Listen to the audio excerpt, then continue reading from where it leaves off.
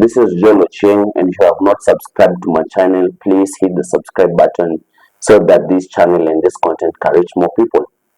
If there is something that amazes me and yet again surprises me, it is the Kikuyu people when it comes to voting for their leaders. They pick and they vote for the worst of the worst in their societies. They have never voted for someone who looks after their interests. All their leaders are out to look after their personal wealth and never about the community's wealth. If you see an MP who is working well in the central part of Kenya, there must be a factor that enables him to perform, enables him or her to perform. For example, in Kiharu is a very small constituency. It's very small, it's not even supposed to be a constituency.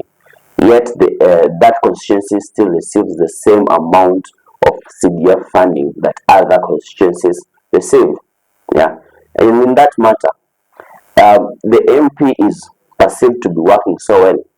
He is perceived to be working for his people, but this constituency is a very, very small constituency.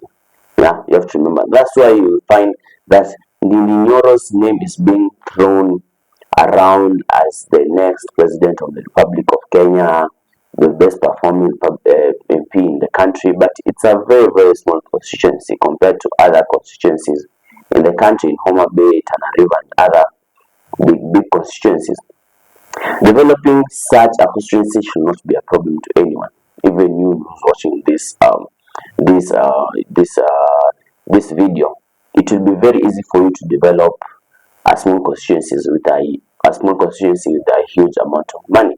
For years, leaders from the Mount Kenya region have been squandering their communities' wealth. Nyeri has produced a president and a deputy president, but yet Nyeri is yet to be recognized as a city in Kenya.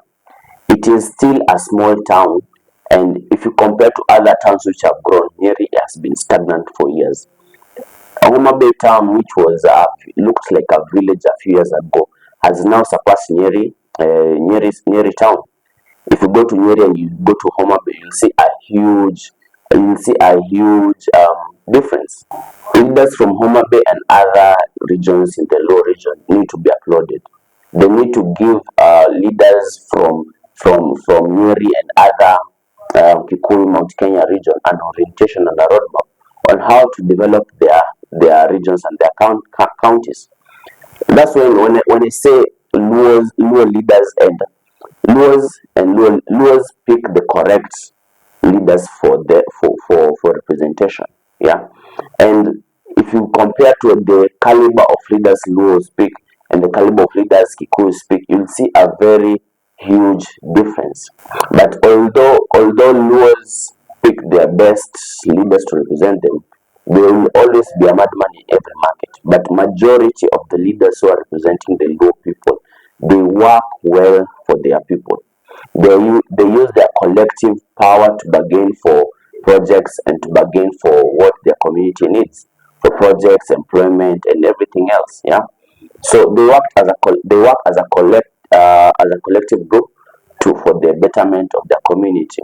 But on the other hand, the Kikuyu people, they elect leaders who go after tenders, nothing else. You cannot convince me that the leaders in the Kikuyu region, they work for their people, because the Kikuyu people have produced presidents year in, year out. Every election year they produce presidents, but their region has never grown from where they were. For example, there is no county in the central part of Kenya which has a stadium which can host Kenya Premier League match or an Harambee Stars match.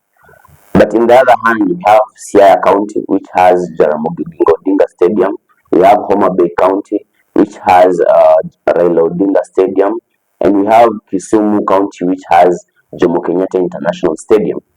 All the 3 out of 4 counties in the lower region have stadiums. These stadiums can host Kenya Premier League matches, and they can host Harambee Stars in their matches. So if this isn't proof enough that the Kikuyu people are not being represented by the best leaders, then I don't know which kind of proof you want. But We'll have to wait and see. Maybe the Kikuyu people will one day wake up and decide to vote for the right leaders, but as things stand currently, Kikuyus produce the worst leaders. So we just have to wait and see. Thank you for watching, and please remember to subscribe.